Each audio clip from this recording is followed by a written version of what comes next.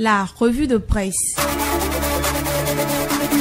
La revue de presse, le condensé des journaux sur Cap FM du lundi au vendredi à 9h30. Mesdames, Messieurs, amis des journaux, bonjour. La Haute Autorité de l'Audiovisuel et de la Communication, HAC, ne laisse rien passer pour redorer le blason de la presse béninoise. C'est un engagement que rien n'arrête, ni l'amitié, ni les sentiments de quelque nature. L'événement précis, scrutant une dernière action de l'instance de régulation des médias au Bénin, constate que la HAC frappe fort. 134 de presse et des fréquences retirées, une radio suspendue, placade l'événement précis à sa une. Le quotidien du service public La Nation certifie que des actes forts de régulation sont posés par la Haute Autorité de l'Audiovisuel et de la Communication entre retrait de cartes de presse, suspension de radio et télévision et révision du fichier national des professionnels des médias. L'institution de régulation affiche sa détermination à faire respecter les règles et à garantir un environnement médiatique plus rigoureux. La décision la plus marquante concerne la fermeture de la radio Océan FM pour violation répétée de l'interdiction de publicité sur les produits et pratiques médicamenteux. La HAC justifie cette mesure par la persistance des manquements malgré plusieurs appels à l'ordre. Détaille le quotidien du service public La Nation qui souligne que Iman TV, Canal 2 Star et Tourné Agri TV ont été retirés du bouquet de la télévision numérique terrestre TNT, et ceci pour inexistence de programme ou absence effective du bouquet en violation des obligations prévues par leur convention. Dans le même élan, plusieurs fréquences de radio ont été retirées pour non-respect des charges, renchérit le quotidien du service public La Nation. Aussi, quotidien Le Meilleur, journal fondé par Firmin Gbekan, pêche-t-il dans la vie des médias les journaux et écrits périodiques ayant une existence légale au Bénin qu'il affiche dans ses colonnes. Ceci provenant de la dernière assise de la HAC. 80 organes déclarés légaux éligibles aux revues de presse.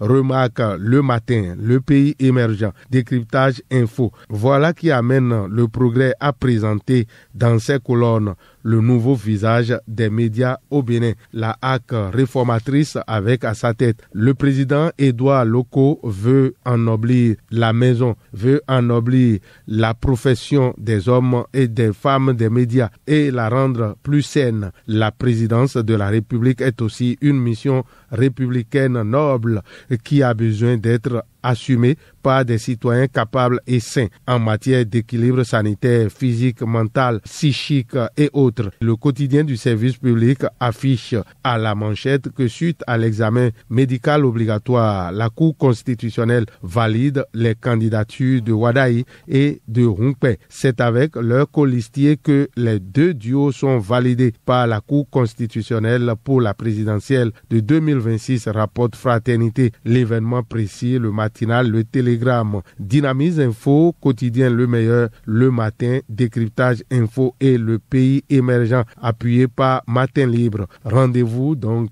le 12 avril 2026 pour la compétition présidentielle. L'on retient donc le souffle pour ce rendez-vous, mais une réalité se dégage déjà, à en croire le matinal. L'Association nationale des communes du Bénin, ANCB, prend position et s'aligne derrière Romia Wadaï pour la continuité du développement. Les maires reconnaissant envers le président Patrice Talon, nous apprend le matinal. Les maires saluent les actions de développement de Talon, relève aussi l'événement précis et Fraternité. La liste des alignés connaît une expansion avec les députés démissionnaires du parti Les Démocrates. Ils sont reçus par Ablaye Biotiane et Joseph Djogbenou, rapporte le Télégramme. Confirmation est faite par l'événement précis. Ce que confirme Dynamise Info, c'est l'examen ce jour du projet de révision de la Constitution. L'analyse du journal lui fait noter que, entre consigne et loyauté à la nation, les députés de la rupture sont face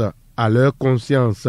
Le Pays Émergent note qu'entre devoir envers le peuple et les calculs politiques, le Sénat est au cœur d'une tempête politique. La minorité de blocage s'organise. Tout est-il réellement réuni pour que la réforme passe, cherche à savoir le pays émergent. Ce n'est qu'une question de quelques heures pour avoir sa réponse. Et pour les législatives, les choses se précisent. Le dépôt des candidatures démarre demain samedi 15 novembre, rapporte le matinal, le télégramme et décryptage info. Le dépôt des dossiers pour les législatives démarre demain, confirme le progrès qui souligne que les partis ont 5 jours, donc du 15 au 19 novembre prochain pour remplir les formalités de dépôt des candidatures pour les législatives. Le Bénin est donc dans le couloir du brasseur du vent d'élection. C'est tout le continent plutôt qui est arrosé par un vent d'élection. Le constat est fait par l'hebdomadaire catholique La Croix du Bénin. Entre violence et résignation, la démocratie bat d'une aile. Ces derniers mois, le continent africain a été le théâtre d'agitations électorales inquiétantes. Si de leur côté, la volonté d'alternance s'affiche, elle ne reflète pas forcément le résultat des urnes, déplore la plume de Romaric Djokhosou dans l'hebdomadaire catholique La Croix du Bénin, qui voit la démocratie battre d'une aile. À défaut de parler de démocratie manchot, on pourrait dire que la démocratie est désormais mutilée en Afrique.